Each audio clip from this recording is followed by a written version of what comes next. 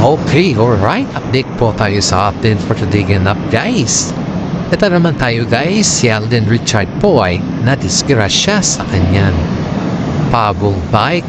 Bumili kasi si Alden ng bago niyang bike. At saka, trinay ito. At tingnan niya kung walk nito yung kanyang yung takbo ng bike. Siyempre, bago po, guys. Bago kasi gamit, kailangan modify. Pero in fairness, nawalan daw ng balance si Alden dahil hindi pa niya masyadong kapisado yung bago niyang bisikleta. At dito natin nakikita, guys, na nagkaroon ng mga maraming sugat sa kanyang mga paa at sa mga binti niya. Lalong-lalo na yung sa siko niya, guys. Ang dami niyang sugat niya sa siko niya, guys. Kaya sabi ng mga karamihan, mapilap-pilap siya. Papapay na hindi hapit na ito. Papapay. Hapit niya, hapit. Kanyang pagkabay, guys. Ito ay nag-exercise talaga. Bike kung talaga yung kanyang siya. Yan talaga yung kanyang paborito sa lahat ng exercises na sa kanyang running band. Dahil si Alden Richard, guys, ay nagmamarathon to. Kasama kasi sa mga list of activity niya ay yung kanyang pagmamarathon. Kaya maraming mga netizen na nagsasabi na ingat-ingat din ng konti dahil stress siya ay hindi niya namamalaya. Kahit bago pa yung gamit mo, kung malimbawa saway na-disgrasya, siyempre ingat-ingat rin. Pero may nag-text po at nagsabi na nagkalala daw si Catherine Bernardo sa kanya kasi si Catherine daw din po ay may sakit sa ngayon ng ubo, trangkaso, tigil sa lahat, sakit sa ulo. Pagayis ng over-fatigue lang talaga itong si Catherine sa sobrang trabaho niya. Kaya ang sabi ng mga karamihan ay sila po ay wag masyado sa trabaho dahil kailangan din ng kanilang sarili ang pahinga. Kaya itong dalawa, guys, na binisita din siya ni Catherine pero hindi naman nasa hospital sa Alden, hindi nagpapahinga lang dun sa kanilang kondo. Kasama niya yung kanyang kapatid na kung saan ay tinawagan ni Alden yung kanyang kapatid para siya ay asitsuhin. Pero nung tinawagan niya yung kanyang kapatid kaysa itinext din siya ni Catherine Bernardo na on the way na si Catherine bisitahin siya. Kaya maraming mga netizen po ang bubuwas kanila dahil sa sobrang sweetan nila lalong nagugustuhan sila ng mga tapaklar. Lalo silang nagustuhan ng kanilang mga iba't ibang tambalan na mga fans nila, guys. Of course, guys, sa mga fans naman po ay sinabihan naman si Alden na kailangan din niya mag-ingat kahit yan siya ka-busy or kahit yan siya ka-dedicate sa kanya pag-exercise sa kanyang katawan ay kailangan pa rin po niya mag-ingat. Ano naman din yan sa kanya. At the same time naman, guys, ay nandun na si Catherine sa bahay niya, sa apartment niya at nag-asikaso na. Ayon din dito sa ating legit na sources, guys, ay nagluluto daw si Catherine ng sopas para kay Alden. Aba, mukhang watch to be ng narrative ng dalawang to. Siyempre, kahit naman siguro sino, guys, pag ganyan na yung sitwasyon at mukhang watch to be na yung entrada ng dalawa at husband to be, diyan makikita talaga na mahal nilang isa't isa. Kahit sabihin natin, guys, na hindi na tinuloy ni Alden yung kanyang paninigaw. Yan yung sabi ng karamihan. Pero in fairness, inamin ni Mami Min na tuloy-tuloy yung paniligaw ni Alden sa kanya. Paniligaw ni Alden kay Catherine Bernardo at higit sa lahat, guys, ay hindi naman sinasarado ni Catherine yung kanyang puso kay Alden. May pag-asa naman talaga si Alden kay Catherine pero hindi pa sa ngayon. Pero si Daniel Padilla, guys, nung nalaman na nagkasakit si Catherine, talagang may chika-chika sa loob ng showbiz na nagbigay daw siya ng mga bulaklak at saka mga chocolate kay Catherine pero hindi siya yung nagdala, guys, pinadala lang kay Catherine at yun ay nakapangalan kay Daniel. Hindi niya nilagay na Daniel Padilla kundi DJ lang yung nakalagay dun sa loob. So ibig sabihin nun, guys, ay sino kaya yung tao na nagchika-chika or nag-update kay Alden, kay Catherine, kay Daniel Padilla? Maraming tanong sa mga showbiz, guys, kung bakit nalalaman ni Daniel Padilla yung kaganapan ng Catherine sa ngayon. Sa mga kaibigan siguro ni Catherine na kasama ay ina-update din si Daniel pero palihim lang. Sabi nga ni Catherine ay ayaw niya na may update si BJ sa lahat ng mga kaganapan dahil panggulo lang daw ito sa kanila ni Alden Richard, which is tama naman guys. Kung pusin natin ay panggulo lang talaga kasi nanggugulo siya sa moment ng dalawa. Biruin mo, nasa outing yung dalawa tapos nandyan si Daniel Padilla na nag-aaligid-aligid sa resort. Kung sabihan mo na siguro siya na, halika na, ganun ba yung invited niya? Talagang nandyan na siya, ready na siya. Siyempre, matagal niyang karelasyon sila Prenet. Alam niya din kung ano na yung nangyayari sa kanila. Pero in fairness sa mga kagaya ni Daniel Padilla guys, hindi talaga siya sumusuko. Dahil the only one love daw niya si Catherine. Aba, kumusta naman si Andreal? Daniel? Kumusta naman siya? Ito nga daw yung pambato ni Daniel guys na clingy daw si Alden sa mga babae. Which is, correct me if I'm wrong pakicomment na lang guys kung totoo man yan or hindi, na sa inyo na po yan. Sa mga nakikita po kasi guys ay hindi naman siya masyadong clingy. Siguro pag inutusan sa ng management na gawin mo ito, ganito yung galawan mo para magustuhan ka ng mga maraming fans, pag siguro ganoon. Pero yung sa personality naman, wala naman kasi tignan mo naman yung acting niya kay Catherine, kay mismo kay Catherine guys, hindi naman siya clingy. Nakikita mo talaga siya na imbang. Seryoso siya sa lahat ng bagay. Kita mo siya na napaka-matured niyang tingnan, napaka-matured yung mga acting niya, yung mga galaw niya. Pero pagpupunsan kasi mga yan ng mga management, dyan mo na talaga makikita yung sinasabi na clingy siya dahil nga sa utos guys Pag-utos ng management kasi, alam mo na yan. Pero yung usapan na yung gagawin mo ito ganyan yung bag. Siguro hindi naman. Kitang-kita mo naman yung mga galawan na wala namang ganun na nangyayari. Ayun lang dito sa ating legit na sources ay pinapatunayan daw ni Alden na hindi siya clingy kay Catherine. Hindi naman. Kumbaga sa mga past naman ni Alden na babae guys ay siguro sabihin na natin na oo dahil nakikita mo ng overhugging sa Alden, over kisses sa mga pisngi. Very close siya sa mga babae kasi guys kaya ang tanong sa kanila mga taong bayan kung ilan na yung babae na tinago ni Alden na naging karelasyon niya. Sa akin guys, wala pa naman akong alam na naging karelasyon ni Alden na nasa Sophie. Na nilantad sa Sophie, kundi yung bang NU lang yung nanligaw siya na hindi niya tinuloy. Yun yung kay partner ni Ray Cruz na yun. Yun yung nasasayangan siya. Kasi dun niya sinabi kay Boy Abunda yun sa kanyang interview that night. Yun lang yung alam ko, pero the rest of the girls, wala na. Kay Maine naman, pati kay Maine, yun lang din yung alam ko. Naniligaw siya kay Maine, pero hindi naman pinursu kasi may boyfriend na pala si Maine that time. Na non-showbiz, tapos pumunta na siya kay Aljo, diba? Kay Congressman. Sabi ng mga iba na yung bang arte-arte lang daw ni Alden niya, o kasi may anak daw sila ni May, or something na yung paninira kay Alden ay be aware naman tayo sa mga sinasabi ng mga iba na ganun guys kasi wala namang katotohanan yun. Ito pa guys yun dito din sa ating mga legit na sources parang nagtapalo ata sila Mami Mirna sa kasi Catherine tungkol kay Alden dahil sabi daw ni Mami Mirna na magluto siya ng pagkain na dalhin ni Catherine dun sa bahay nila Alden Richard. At gusto ata ni Mami Min na tanongin kung ano daw yung favorito ni Alden para yun daw yung lulutuin nila. Kaso nga lang naiya daw si Catherine na tanongin kay Alden yun.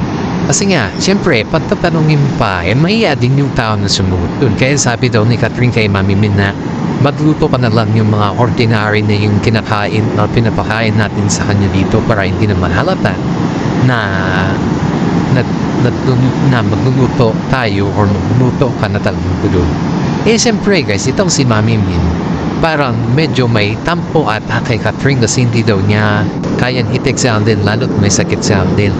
Siyempre kahit naman siguro sino guys kung ganun yung ganun yung mami, diyan makikita na napaka-interesado din dyan na halagahan si Alden.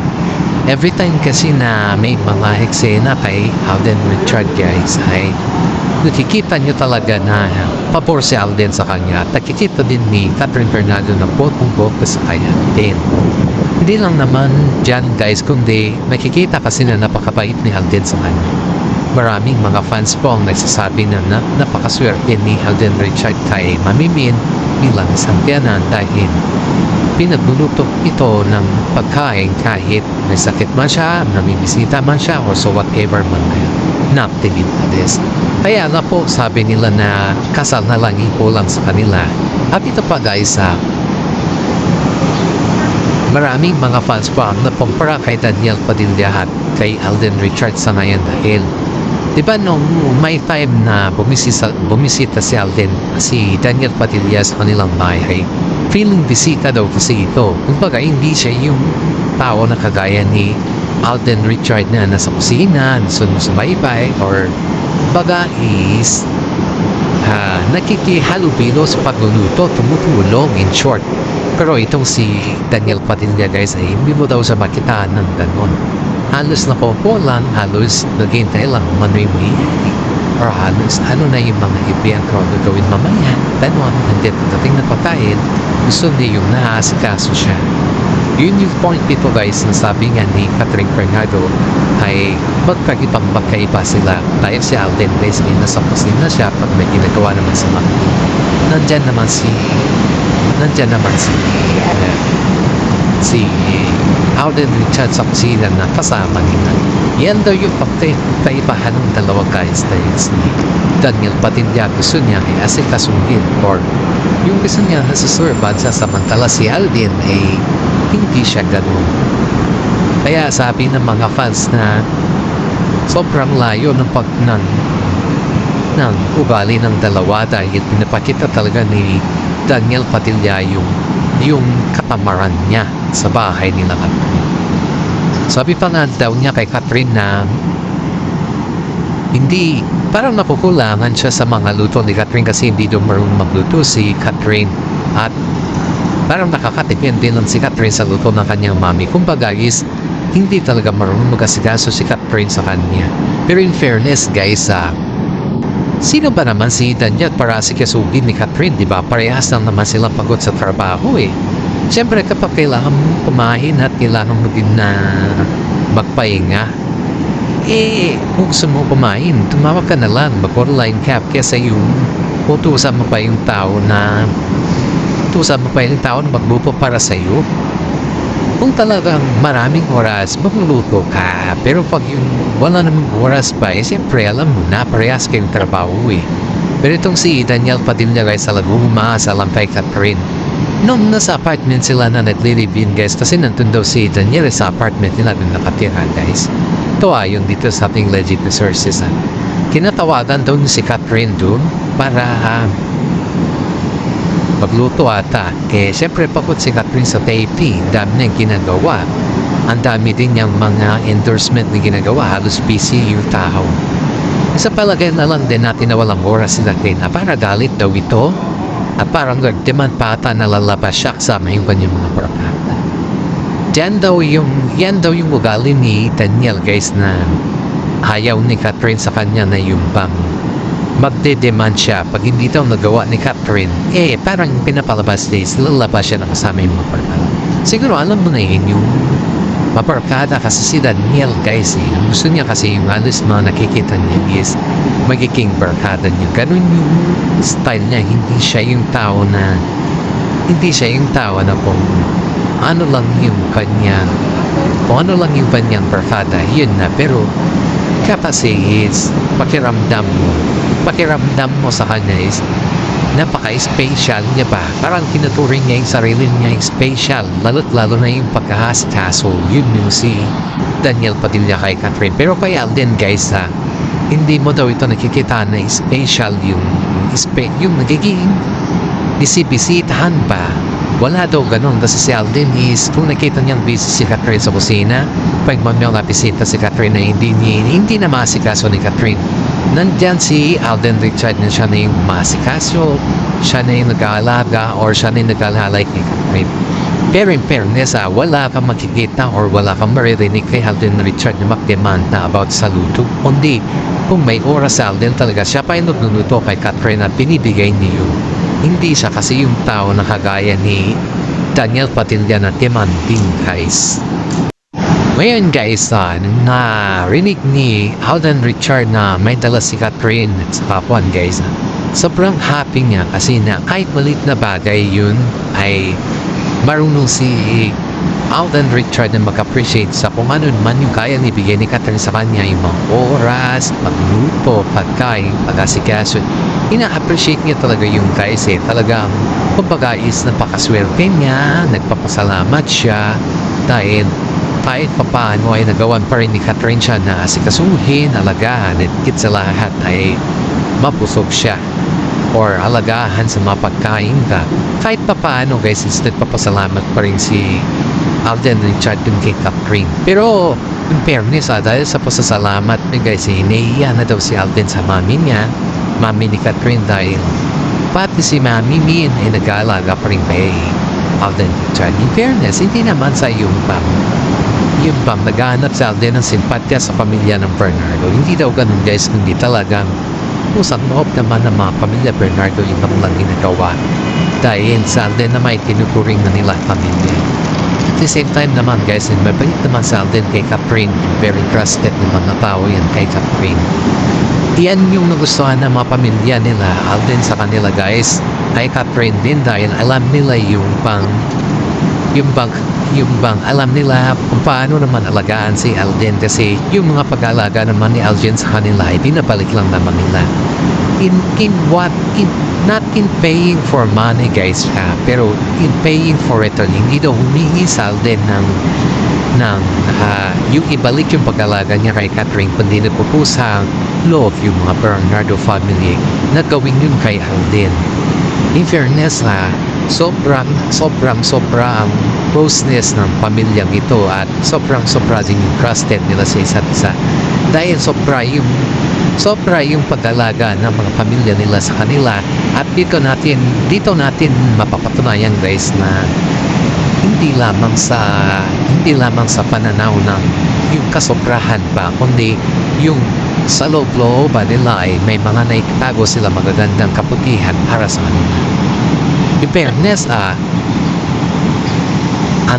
ang bot pamilya nila guys ay botong-boto sa dalawa. Naghihintay na lamang po sila kung kailan ready si Catherine sa lahat ng bagay dahil ayaw nila na madalhin si Catherine dahil sa mga bagay-bagay na nagugustuhan ng kanilang pamilya, kundi ang gusto nila yung talagang decision ni Catherine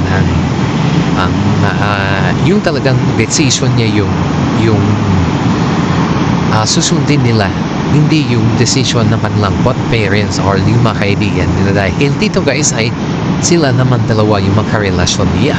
Yan po sa ating legit na sources at yan po ay salita daw ni Mami Min at saka si Daddy Bay nilang dalawa. Si Daddy Bay naman guys ay kahit konting kibot ng ni Catherine is na-appreciate niya lalong-lalo na yung pag-alaga niya kay Alden Richard at lalong-lalo na yung pagbisita niya na may si Alden. Yun yung mga time guys na na-appreciate nila yung kanilang mga effort dahil mga bagay-bagay niyan guys, kapag busy ka, bihira ka lang namimisita kahit naman sino guys pag busy sa trabaho, syempre unahin mo yung trabaho, pero sa kanila guys ay mas prior nila yung bisitahin nila yung isa't isa kapag may mga time na may sakit or something na ganyan dahil yan po yung nagbibigay sa kanila ng kasiyahan at yan po ay mas malaking points sa buhat pamilya nila. Kaya na-appreciate nila yung lahat-lahat sa kanila at sa ngayon guys ay medyo okay na daw sa Alden at pati na rin si Catherine. Nagbabanding na naman sila sa apartment ni Alden kasama yung kaibigan. At ang daming dala ni Catherine guys na prutas. In fairness nung nagkasakit si Catherine, ang daming dala ni Alden na prutas. Ngayon na nagkasakit si Alden, nagdiskrasya, ang daming dala din ni Catherine na prutas. Wow, swak na swak talaga sila guys. Kaya kitang-kita naman natin dito yung kanilang kabaitan. Siyempre, pag mahal mo yung tao, may mga paraan talaga yan. Maraming paraan at pag gusto mo talaga. Kaya sabi ng mga iba dyan na ginagawa lang nila ito dahil tambalan sila at may ginagawang movie. Hindi guys. Talagang napaka-special nila sa isa't isa at tinuturing nila talaga na forever na talaga. Shout out sa mga senior citizen dyan, sa mga fans natin dyan. Maraming salamat sa inyong lahat. Alam pong kayo ay taga-masugid kong fans at paki-like and share naman po yung ating YouTube channel.